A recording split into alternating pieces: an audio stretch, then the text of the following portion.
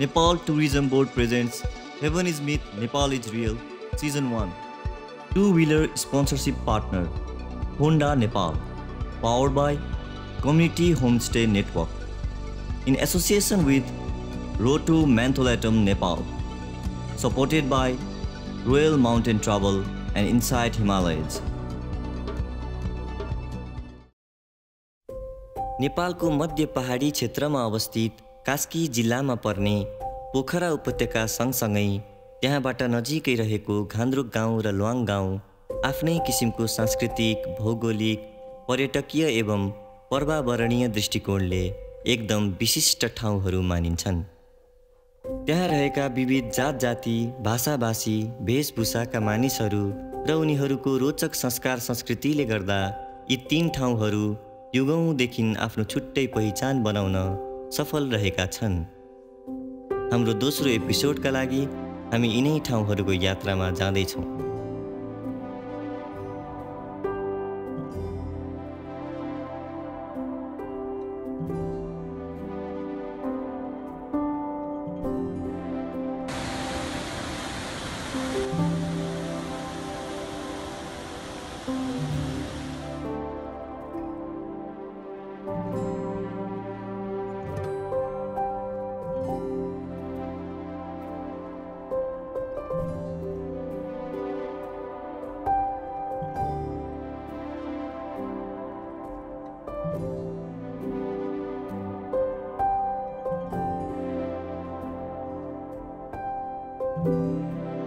काठमाडौँबाट मुगलिन आबु खैरेनी हुँदै डुम्रे दमौली कटेपछि पोखरा शहर प्रवेश गरिन्छ।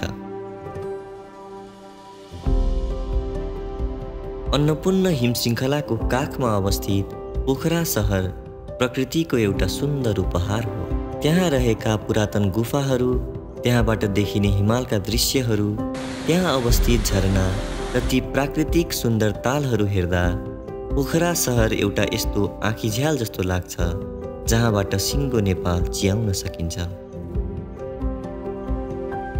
पोखरा पुग्न साथ हामी बेगनास ताल नजिकै रहेको होटल डेब्रेक पुग्यौँ। हामीले पहिलो दिन त्यही होटलमा आराम गर्यौँ। बिहानै बेगनास तालको सुन्दर दृश्य हेरेर हामी सानो लेकमा पौडी खेल्न गयौँ। तालै तालको सहर भनेर चिनिने पोखरा सहरको पहिलो आकर्षण भनेकै त्यहाँ अवस्थित मुख्य तीन ताल हुन्: फेवा ताल, बेगनास ताल र रूपा ताल। रूपा र बेगनास ताल घुमेपछि हामी लेकसाइडतिर गयौँ। त्यहाँ हामी आन्तरिक र बाह्य पर्यटकको लागि एक सुविधात्मक र आकर्षक होटल मानिने होटल बोगनभिल्लामा बस्यौँ। फेवा तालमा डुङ्गा सयर गर्दै यो सुन्दर सहर र सहरलाई वरिपरिबाट सिँगार्ने हरिया पहाडहरू हेर्दा छुट्टै आनन्दको अनुभूति हुन्छ। त्यसमाथि डुङ्गा चढेर तालको बीचमा रहेको ताल बाराही मन्दिरमा गएर एकछिन विश्राम गर्दा झनै मन्त्रमुग्ध भइन्छ।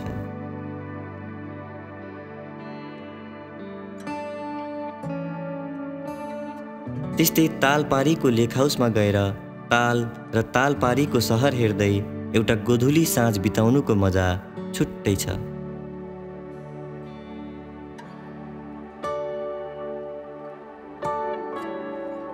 पोखरामा ताल जस्तै गुफाहरू पनि धेरै छन्।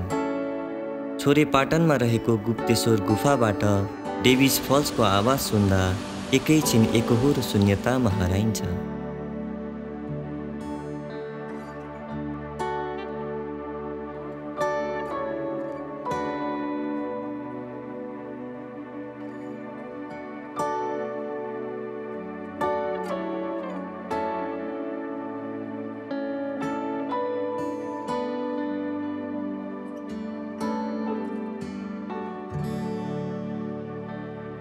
अनि पोखराबाट करिब 8 किलोमिटर टाढा दक्षिण पश्चिममा रहेको विश्व शान्ति स्तूपा पनि उत्तिकै आकर्षक छ। स्तूपामा रहेको बुद्धको सुनौलो मूर्ति अनि स्तूपा वरिपरिको शान्त वातावरणले विश्व शान्तिको सन्देश दिन्छ। स्तूपा भ्रमणपछि हामी त्यहाँबाट अलिकति माथि रहेको रानीवन रिट्रिट गयौँ। पोखरा वरिपरिको एक स्तरीय होटल मानिने यस होटलबाट ताल र हिमाल एकैचोटि देख्न पाइन्छ।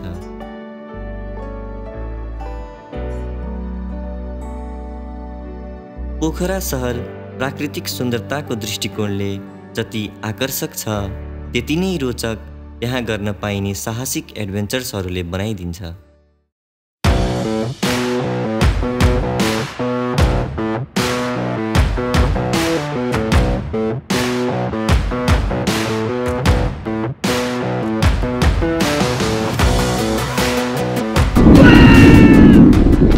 सरङकोटबाट उडेर हावामा कावा खाँदै प्याराग्लाइडिङ गरेर पेवा किनारमा झर्दा चरा जस्तै सरर उडेको अनुभव हुन्छ। त्यस्तै जिपलाइनबाट हेम्जा झरी बन्जी जम्प गर्दा फ्रीफल पछिको त्यो स्वतन्त्रताले निकै साहसिक महसुस गराउँछ। प्रभु हेलिकप्टर चढी पोखरा सहरको सुन्दरता निहाल्दै त्यहाँ वरिपरिका प्राकृतिक डाँडा पाखा काटेर तम्पुस गाउँ पुग्न सकिन्छ। सधैँ चिसो मौसम हुने यस गाउँमा पुर्ख्यौली सामुदायिक घरहरू पनि निकै छन्।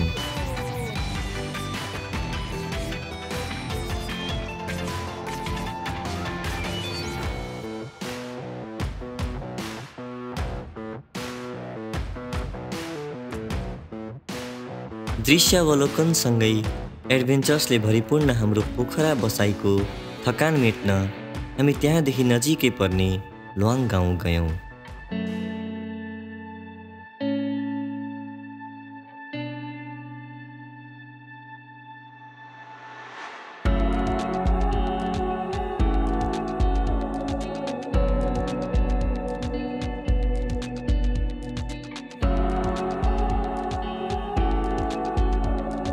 एउटा सहरको व्यस्तताबाट आराम लिन मानिसहरू यो गाउँ जाने गर्दा रहेछन्।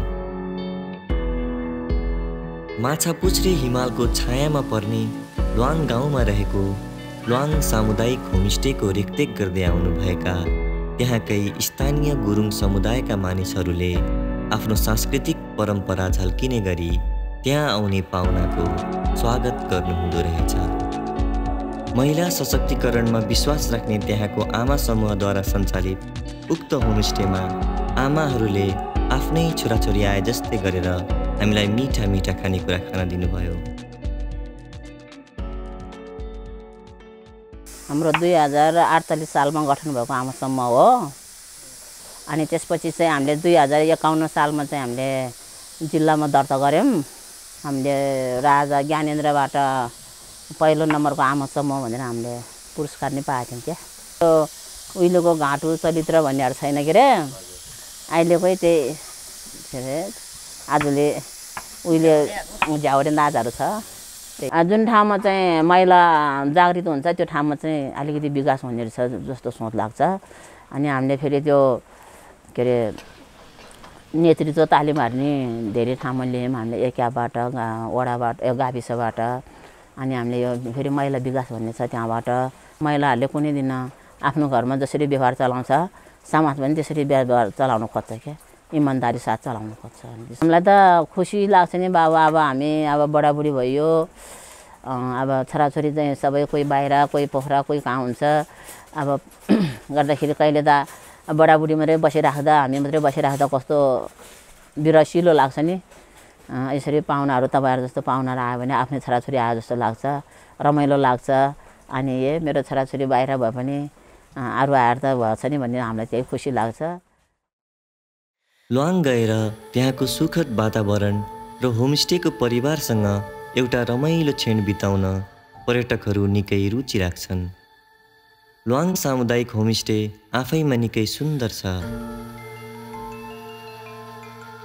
ल्वाङमा पनि नजिकैको झरनामा गएर क्यानोनिङ जस्तो चाखलाग्दो एडभेन्चर गर्न पाइन्छ।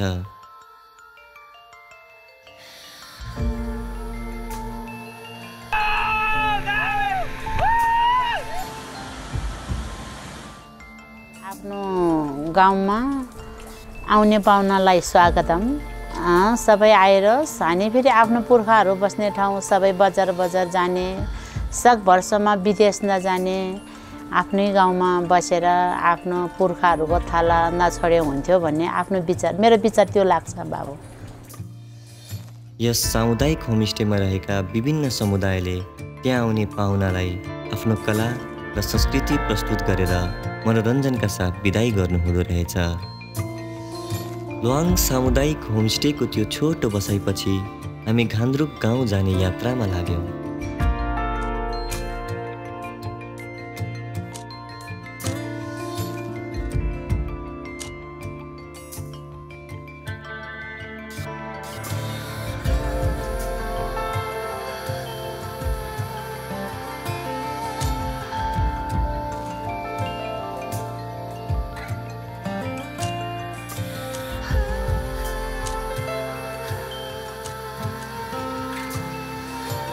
प्राकृतिक सौन्दर्यले सिँगारिएको घान्द्रुक गाउँ विभिन्न गुरुङ समुदायको कैयौँ ससाना बस्ती, टोलहरू तथा गाउँहरू मिलेर बनेको छ। ढुङ्गै ढुङ्गाले बनेका घर तथा बाटोघाटोहरू भएको हुनाले यो गाउँलाई पर्यटकीय ढुङ्गेनी घान्द्रुक गाउँ पनि भनिन्छ। घान्द्रुकबाट मिरमिरे बिहानीमा बाहिर निक्लँदा माछापुच्छ्रे, गङ्गापूर्ण, हिमचुली अनि अन्नपूर्ण जस्ता झलमल्ल चम्किरहने हिमालहरू देख्न पाइन्छ। शान्त तथा स्वच्छ वातावरणमा रहेको घान्द्रुक गाउँ ऐतिहासिक तथा धार्मिक दृष्टिकोणले पनि उत्तिकै महत्त्वपूर्ण छ। त्यहाँ रहेको पुरानो गाउँ यहाँका गुरुङ बासिन्दाहरूको धर्म, संस्कृति र परम्पराको झझल्को पाइन्छ। घान्द्रुकबाट पोखरा फर्किएपछि हाम्रो यात्राको समापन भए तापनि हामीले पोखरा, घान्द्रुक र ल्वाङमा बिताएको त्यो 9 दिन र ती हरेक पलहरू हाम्रो जीवनमा एउटा सुनौलो सम्झना बनेर आइरहनेछन्।